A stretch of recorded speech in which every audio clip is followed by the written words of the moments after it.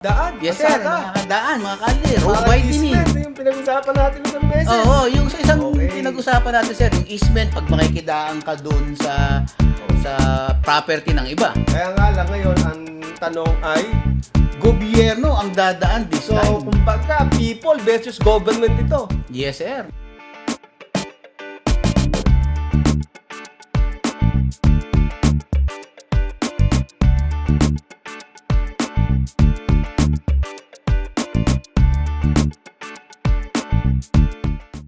Magandang araw po sa inyong lahat at nandito na naman tayo sa Usapang Lupa na handog sa inyo ng Foundation for Economic Freedom. Ito po si Atty. Erwin Tiamson. At ito naman po si Atty. George Katigbak. Makakasama nyo dito sa bagong episode na ito. Ano po?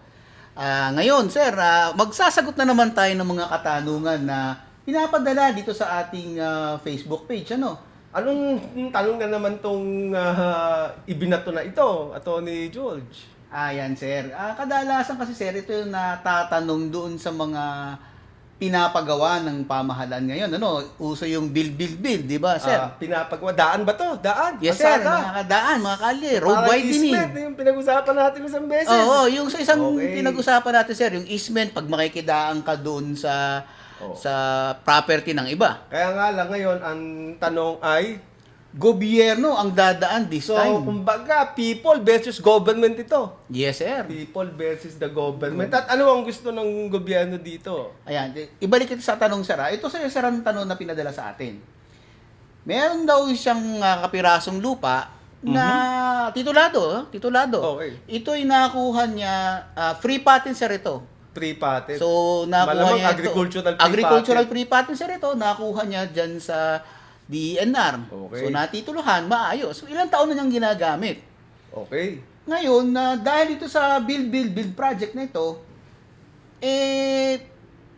papalapadin yung existing na barangay road. At gaanong kalaki ang lapad na ito?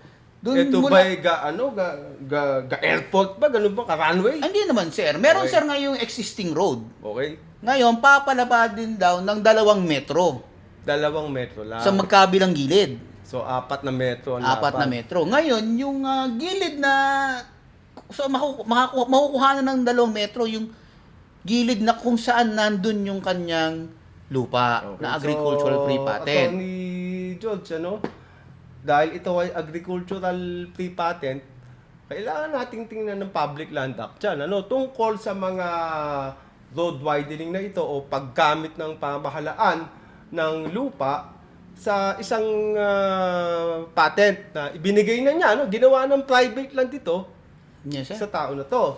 Ang sabi ng konstitusyon kasi diyan, kapag ang gobyerno ay kukuha ng pag-aari ng mamamayan, ng people, dapat pabayaran niya ito. Kaya yan ang tanong niya. Maaari ba niyang singilin ang DPWH sa pagkuha ng 2 metro dun sa harapan ng kanyang lupa na madadaanan ng pagpapalapad o road widening?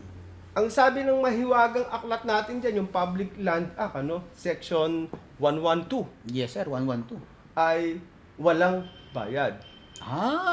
So kahit na sinasabi ng konstitusyon na pag private property kailangan magbayad, dito, sa pagkakatong ito ay hindi siya babayaran, sir. Dahil ang patenteng ito ay may tinatawag tayong restriction. Ang restriction na ito ay doon tungkol nga sa mga road widening na maaaring gawin ng pamahalaan. Ang ginawa ng patente na free patent under Section 112 ay hindi maaaring makasingil sa pamahalaan. Ang maaari lang niya singilin sa pamahalaan kung may danyos na mangyayari sa kanyang mga inintroduce na improvements sa lugar.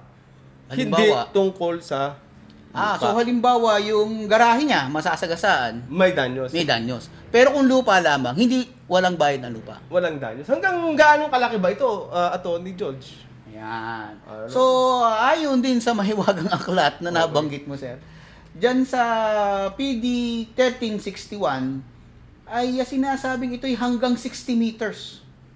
Napakalapad pala, Yes, sir. Gaed siya na 60 to, 60 meters, Eh, ganun talaga sir, ang sabi. Okay. Pero yun ang sinasabi ng batas na maaaring kumuha. So, itong tinatawag natin na restrictions, ano? Nung iginawad ang lupang pre-patent under Section 112 ng Public Land Act, ang patenteng ito ay restricted kapag ang pamahalaan ang gagamit at gagawin itong highway o daanan ng mga tao. Ano? Pero yan sir ay kung free patent lamang. Kung pre-patent lamang sapagkat ito ay nakuha ng libre. Halimbawa sir, ito ay TCT o kaya CLOA. Ayan. Walang restriction dahil hindi ibinilin ng pamahalaan nung ibigay ang lupang ito na meron siyang wini-withhold na karapatan ng may-ari. So ang tinatawag natin dito yung mga fee simple disposition. Ibig sabihin ng fee simple disposition, walang pasubali. Walang inatrasan, walang pasubali. Kumbaga, todo-todo ang bigay. Todo-todo. Walang pero-pero. Walang pero-pero. Pero pagka agricultural pre-patent, meron tayong teka-teka. At ang teka-teka natin dyan, pagka kukunin ng DPWH o ng isang ahensya ng gobyerno ang lupa para gawin niyang right of way. Ayan. So, yun ang kasagutan natin doon sa tanong, ha? So, kung ang lupa po ninyo ay nagmula sa bigay ng gobyerno na free patent, meaning libre nyo ito, binigay sa inyo ng gobyerno, kung ito po ay masasagasaan ng road widening at kakailanganin ng pamahalaan, gagamitin ng DPWH, hindi po kayo babayaran sa halaga ng lupa. Dahil yan po ay restriction na ibinilin simula pa dun sa ating CA 141 at sa mga amendment nito tulad ng PD 1361. Pero kung ang lupa nyo naman ay hindi galing sa patent, kayo ay dapat ibayaran ng pamahalaan sa kanyang lupang kukunin sa inyo, kahit sa anong bagay. Ang tawag natin dyan taking sa constitutional law, taking yan.